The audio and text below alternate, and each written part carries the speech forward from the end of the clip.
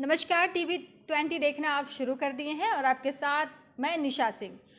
दर्शकों, आज 16 मार्च है और राष्ट्रीय टीकाकरण आज 16 मार्च को मनाया जाता है। इन्हीं सारे मुद्दों को लेकर के सारे सवालों का जवाब लेने के लिए हमारे साथ बात करने के लिए मौजूद है वरिष्ठ चिकित्सक डॉक्टर अरुण साह। एक बार फिर से हम उनके पास आए हैं दर्शकों आप सभी को रूबरू कराने के लिए कि आज राष्ट्रीय टीकाकरण दिवस है और इसको लेकर के किस तरह मतलब इसकी क्या विशेषताएं हैं, क्या महत्व है, क्या उद्देश्य है, क्यों मनाते हैं।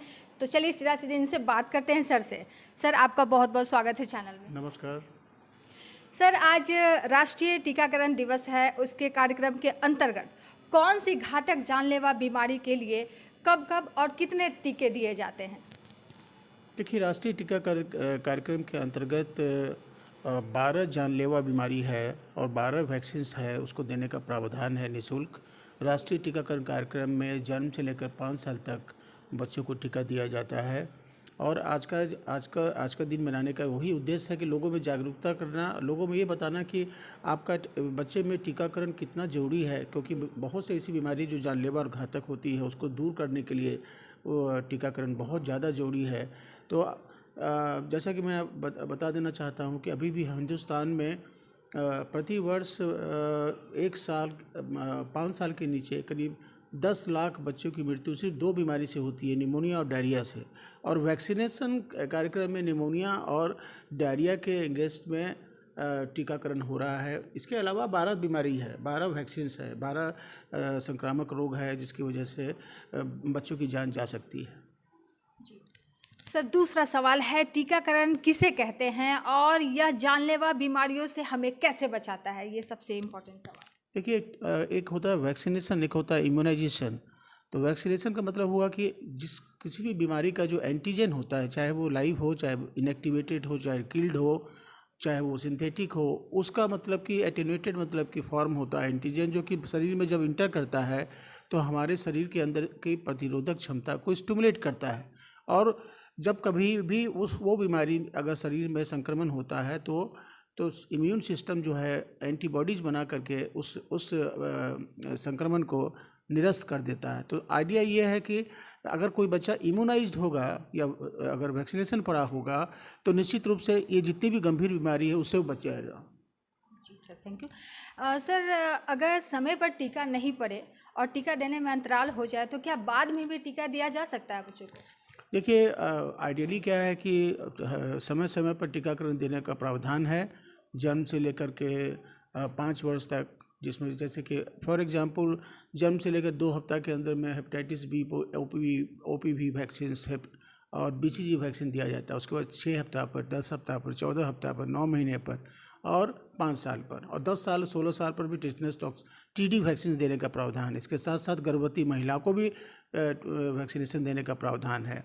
अगर किसी कारण से अगर बच्चे को देने में विलम्ब हुआ, माना कि कोई बच्चा 9 महीने का हो गया है, उसको कोई टीका नहीं पड़ा है, तो हिसाब से विलम्ब हुआ है, लेकिन उसको देना है, ज़रूरी है, क्योंकि 9 महीने की उम्र में उसको देना है एमआर वैक्सीन्स, जेई वैक्सीन्स, उसको देना है मतलब कि inactive pneumococcal vaccines, pentavalent vaccine, ये सारे वैक्सीन्स आपको 9 महीने की उम्र में देना है।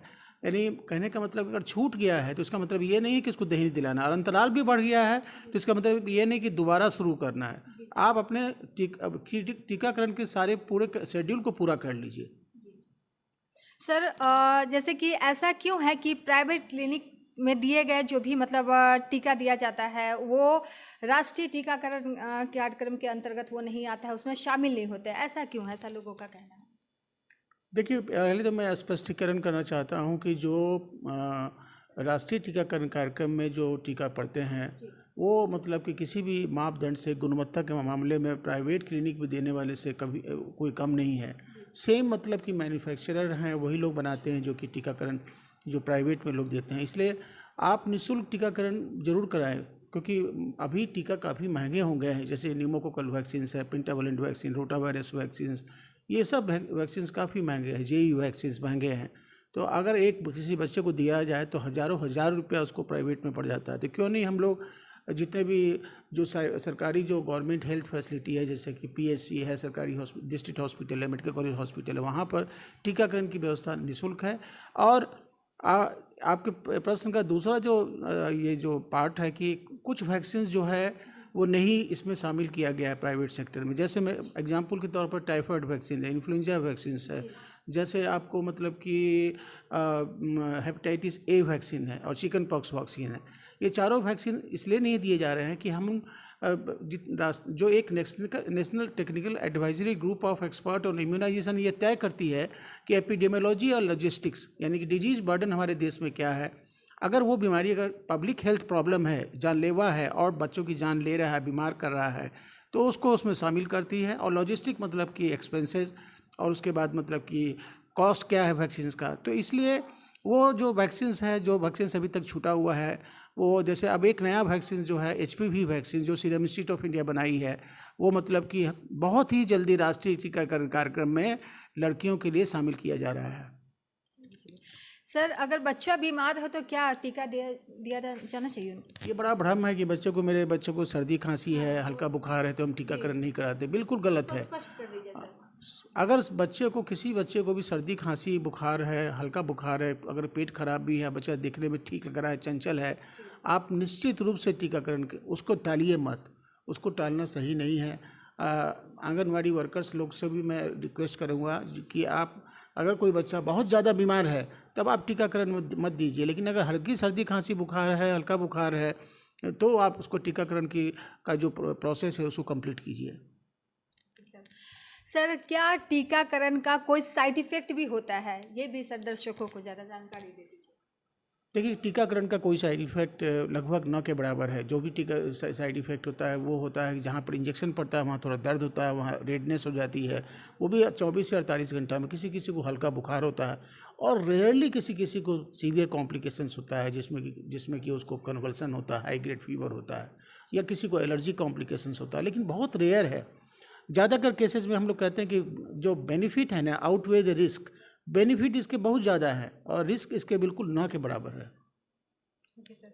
सर, ये आज 16 मार्च है और आज राष्ट्रीय टीकाकरण मनाया जाता है। ये क्यों मनाया जाता है सर? मतलब इसके पीछे क्या ये मेन उद्देश्य क्या है इसका? देखिए, इसके पीछे उद्देश्य है कि ये जनता को बताना है कि हमारी आज टीकाकरण की वजह से हमारी राष्ट्रीय अंतर्राष्ट्रीय स्तर पर कितनी बड़ी कई उपलब्धियां हैं, जो आपको मैं बताना चाहूँगा कि 1977 में पूरी दुनिया से स्मॉल पॉक्स का इरेडिकेशन हुआ। स्मॉल पॉक्स जो कि लाखों लोग को अंधा बनाती थी, जान लेती थी, कुरूप बनाती थी। 77 के बाद आज एक भी बच्चा बीमार नहीं पड़ा है स्मॉल पॉक्स से। भारतवर्ष में 2014 में पोलियो का उन्मूलन हो गया, यानी पोलियो इरेडिकेशन। 2015 में मैटरनल एंड नियोनेटल टिटनेस जो है वो बिल्कुल उसकी समाप्ति की ओर है। मतलब इसको हम कहते हैं कि हम लोग को वो बरसों हो गया कि टिटनेस का केस देखे हुए। ये सिर्फ टीकाकरण की वजह से है। तो और चूँकि हम जानते हैं कि ये सारी बीमारी जो है वैक्सीन प्रिवेंटेबल डिजीज, जो वैक्सीन से दूर हो सकती है, जानलेवा बीमारी, उसमें मृत्यु दर में भारी कमी आएगी अगर हमारा अभी का आंकड़ा जो है फैमिली हेल्थ सर्वे का क्या है कि 76% बच्चों को वैक्सीन दिया जा रहा है। लेकिन मिशन इंद्रधनुष के जो एक एम्बिशियस प्रोजेक्ट है उसके हिसाब से 90% का लक्ष्य अगर ऐसा होता है तो लाखों लाख बच्चे की जान बचती है, हॉस्पिटलाइजेशन बचता है, डिजीज बर्डन कमेगा। वो इंद्रधनुष का जो प्रोजेक्ट है, मिशन है, वो यही है सर? जो मिशन इंद्रधनुष जो 2014 में भारत सरकार ने एक बहुत महत्वाकांक्षी प्रोजेक्ट शुरू किया, उसके तहत ये था कि हिंदुस्तान में ऐसी जगहों को चयन करना जहाँ पर कि वैक्सीनेशन कवरेज कम है, तो वो वैक्सीनेशन कवरेज को मोटिवेट करने के लिए ये प्रोजेक्ट चलाया गया। अभी का जो सर्वे आया है उस सर्वे के हिसाब से कि ये इतना सफल हुआ है कि 18% की वृद्धि हुई है, मतलब कि मिशन इंद्रधनुष से। और इसमें एक ही लक्ष्य है कि हम 90% अगर बच्चों को टीकाकरण कराएंगे तो आने वाले समय में नवजात शिशु मृत्यु दर अंडर 5 मोर्टेलिटी रेट में काफ़ी कमी आएगी। हमारा लक्ष्य है 2030 तक सस्टेनेबल डेवलपमेंट गोल को अचीव करना, ताकि हम एक स्वस्थ भारत की कल्पना को साकार कर सकें। क्या बात है सर।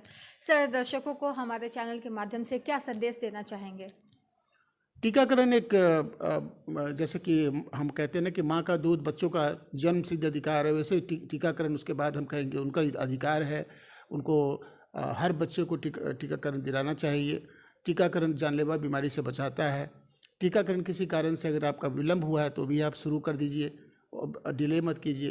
5 साल तक जितने भी टीकाकरण की का जो प्रोसेस है वो अपने निकटतम टीकाकरण सेंटर में जाकर समझ करके दिला लीजिए। बच्चे को हल्की सर्दी खांसी बुखार हो तो टीकाकरण दिलाने में कभी विलम्ब ना करें। और अंतिम में यह है कि टीकाकरण के बारे में कोई भी भ्रम नहीं पाले कि ये टीकाकरण से कुछ ये होता है कुछ वो होता है।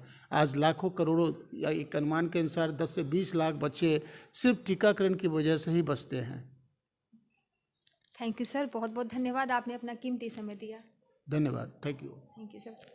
तो आपने देखा और सुना, ये वरिष्ठ चिकित्सक डॉक्टर अरुण शाह है। आपको अगर कोई भी परेशानी हो तो हमारे टीवी 20 के माध्यम से तो आप देख ही रहे हैं, मैं लगातार अपडेट आपको किए जा रही हूँ, सर से आके अपडेट ले रही हूँ और अब देख रहे हैं। लेकिन कोई तरह की परेशानी हो तो आप डायरेक्ट आके सर से भी मिल सकते हैं, सारी चीज़ों को डिटेल्स आप ले सकते हैं।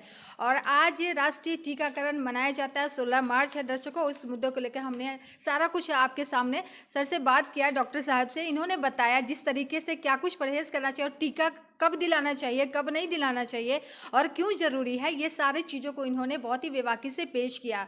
तो देर ना करें, आकर के यहाँ पे टीका लगवाइए। माताएं खास करके इस पे ध्यान दीजिए। इजाज़त, निशा सिंह, टीवी 20, बहुत बहुत धन्यवाद।